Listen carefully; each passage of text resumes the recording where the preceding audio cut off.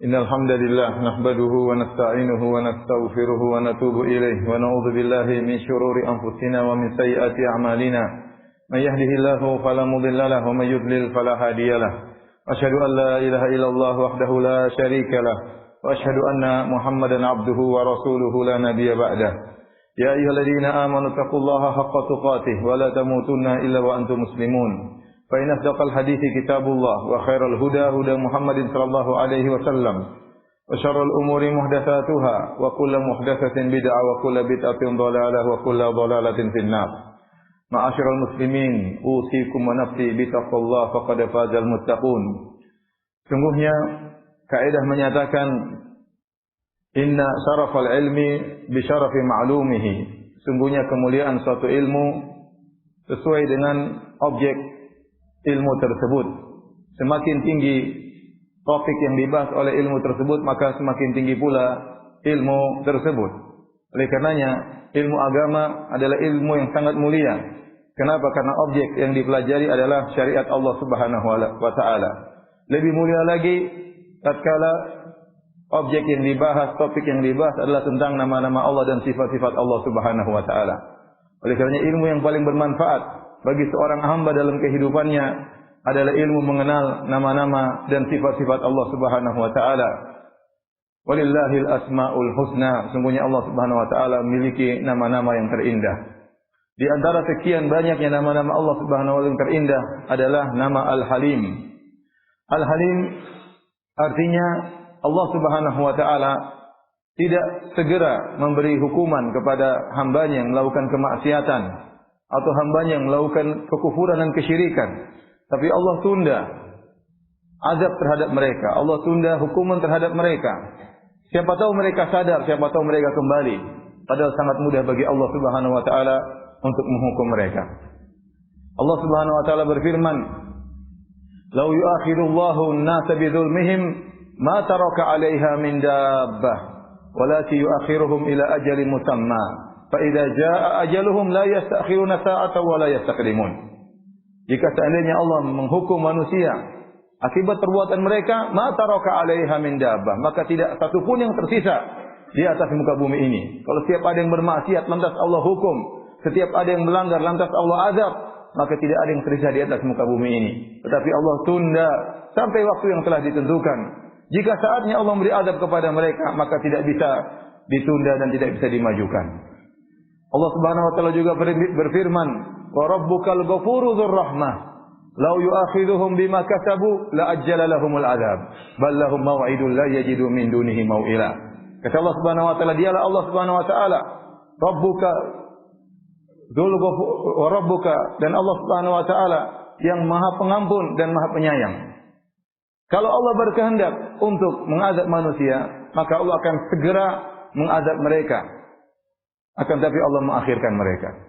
Ini menunjukkan sifat Al-Halim atau sifat Al-Hilm dari Allah Subhanahu wa taala.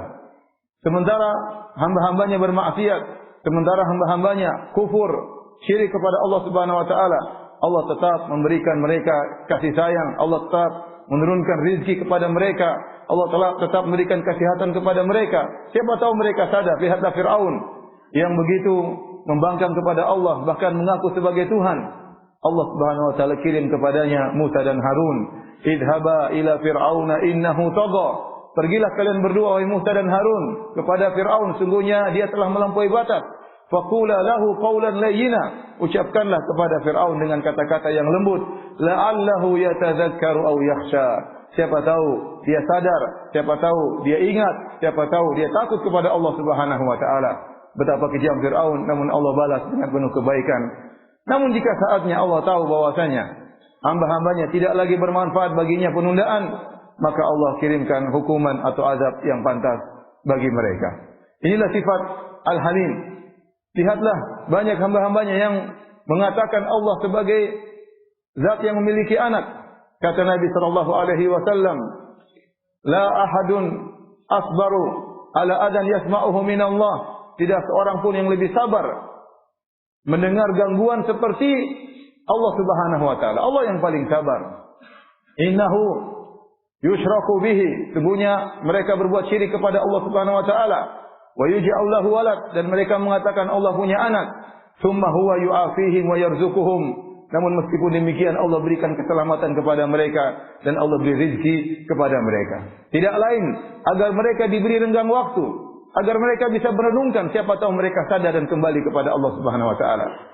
Karenanya tatkala seorang bermaksiat kepada Allah Subhanahu wa taala, dia ingat Tuhannya adalah Al-Halim yang Maha menunda azab. Bisa saja Allah memberikan azab kepada kita kapan saja Allah kehendaki, tapi Allah Maha baik.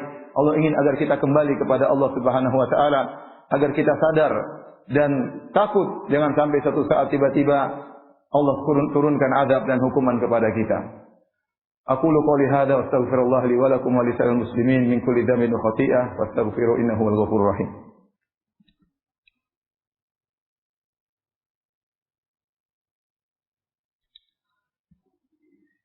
Alhamdulillah ala ihsani wa syukru lahu ala taufiqihi wa amtinani. Asyhadu an la ilaha illallah wahdahu la syarika lahu ta'ziman li sya'ni wa asyhadu anna Muhammadan abduhu wa rasuluhu da'ila ridwani. Allahumma salli alaihi wa ala alihi wa ashabihi wa ikhwani. Ma'asyiral muslimin, tatkala Allah memiliki sifat al-hilm atau al-halim, ya, maka Allah juga menyukai hamba-hambanya yang memiliki sifat tersebut. Karenanya Allah memuji sebagian hambanya dengan sifat al-hilm. Seperti contohnya Nabi Ibrahim alaihissalam. Dalam dua ayat Allah Subhanahu wa taala mengatakan, "Inna Ibrahima la halimun awwahun munib." Sungguhnya Ibrahim adalah halim. Dalam ayat yang lain, "Inna Ibrahima awwahun halim." Sungguhnya Ibrahim adalah halim. Lihatlah bagaimana sifat pemaafnya Nabi Ibrahim alaihissalam. Meskipun dia diganggu, diuji, dia tidak pernah meminta kepada Allah agar menurunkan azab kepada kaumnya. Lihatlah, dia dimusuhi oleh penduduk satu negeri, seluruhnya musuhinya. Mereka menangkapnya, lantas membuka bajunya, kemudian dinyalakan api dengan nyala yang sangat besar. Sebutkan di zaman tersebut tidak ada api pernah dinyalakan sebesar apinya Ibrahim. Lantas dia pun dilempar di tengah api, dan sama sekali dia tidak berdoa kepada Allah, "Ya Allah, hancurkanlah mereka." Nabi Ibrahim alaihissalam diusir oleh ayahnya, dimusuhi oleh ayahnya. La illam tantahi la arjumannaka wahjurni maliya. Wahai Ibrahim, kalau kau tidak berhenti menasihatiku, aku akan merajamu, tinggalkanlah aku. Apa kata Ibrahim terhadap ayahnya? Qala salamun alaik. Sa'astaghfiru laka rabbi. Keselamatan bagi engkau wahai ayahanda. Aku akan mohon ampunan bagi engkau. Itulah Ibrahim alaihissalam. Kemudian dia diusir dari Babil, dari Irak, menuju ke negeri Syam. Di negeri Syam dia bertemu dengan orang-orang yang menyembah benda-benda langit, menyembah matahari, menyembah rembulan, menyembah bintang. Dimusuhi oleh mereka, diejek oleh mereka. Nabi Ibrahim pun tidak berdoa kepada Allah, "Ya Allah, binasakanlah mereka." Itulah Ibrahim alaihissalam. Demikian juga disebutkan masalah keluarga. Tatkala Ibrahim alaihissalam menikah dengan istrinya yang kedua, Hajar, maka Sarah pun cemburu. Bahkan Sarah ingin melukai Hajar. Para ulama menyebutkan di antara Ibnu Hajar rahimahullahu taala, Ibrahim tidak marah kepada Sarah. Ibrahim tidak murka kepada Sarah istri pertamanya yang ingin melukai istri keduanya. Ibrahim mengalah. Bersama istri keduanya mengalah, maka dia pun pergi membawa istrinya menuju Mekah agar kondisi menjadi kondusif antara istri pertama dan istri kedua. Semua itu dilakukan oleh Ibrahim karena dia memiliki sifat al-halim.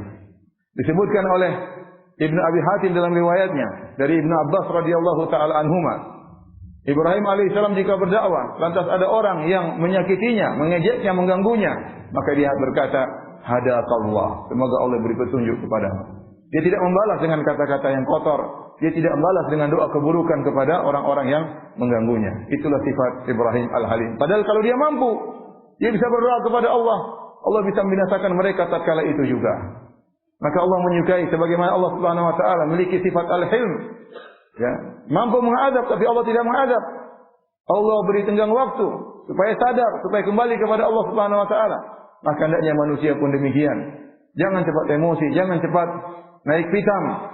Sungguhnya sifat marah, sifat mudah terprovokasi, sifat ya mudah tersinggung itu sifat yang buruk.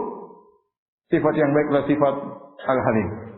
Demikian juga jika seorang ya tahu bahwasanya Allah Subhanahu wa taala memiliki sifat al-halim, maka dia berhias dengan sifat tersebut karena Allah Subhanahu wa taala. Semoga Allah Subhanahu wa taala juga berbuat hilm kepada dia. Sebagaimana kaidah mengatakan al-jaza' min jinsil amal, balas sesuai dengan perbuatan. Kalau kita baik sama orang mengganggu kita, menyakiti kita, kita sabar, ya. Kita tidak cepat membalas. Kita biarkan siapa tahu satu saat dia ngerti, sekarang dia tidak ngerti. Ya, maka Allah akan demikian juga kepada kita. Kita banyak terjerumus dalam maksiat. Allah kasih kita renggang waktu. Allah tidak mencabut nyawa kita tatkala kita sedang bermaksiat. Allah tidak memberikan kita su'ul khatimah. Banyak kita melakukan kemaksiatan, Allah masih berikan kita nafas. Allah masih membuat kita bertemu dengan bulan Ramadan.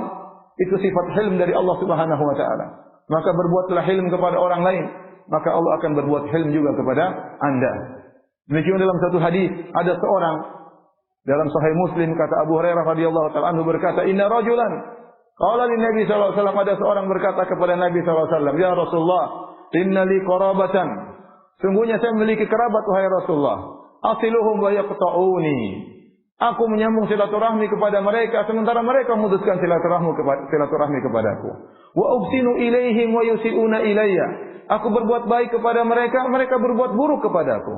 Wa ahlumu anhum, dan aku hilm kepada mereka. Aku sabar dengan mereka. Aku tidak membalas mereka. Aku tidak membalas keburukan mereka, cercaan mereka, gangguan mereka. Wa yajhaluna alayya, namun mereka berbuat kebodohan kepadaku. Apa kata Nabi sallallahu alaihi wasallam? La in kunta kama qult, kalau ternyata kau seperti yang kau sifatkan tentang dirimu, maka annama tusifuhumul mal, maka seakan-akan kau masukkan debu yang panas dalam mulut-mulut mereka.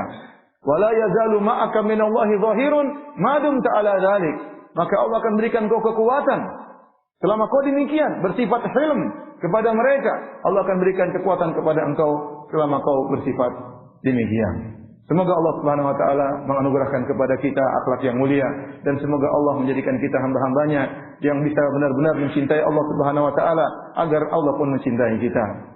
Innallaha malaikatahu yusalluna 'alan nabi ya ayyuhalladzina amanu sallu 'alaihi wa sallimu taslima. Allahumma salli 'ala Muhammad wa 'ala ali Muhammad kama shallaita 'ala Ibrahim wa 'ala ali Ibrahim innaka Hamidum Majid. Wa barik 'ala Muhammad wa 'ala ali Muhammad kama barakta 'ala Ibrahim wa 'ala ali Ibrahim innaka Hamidum Majid.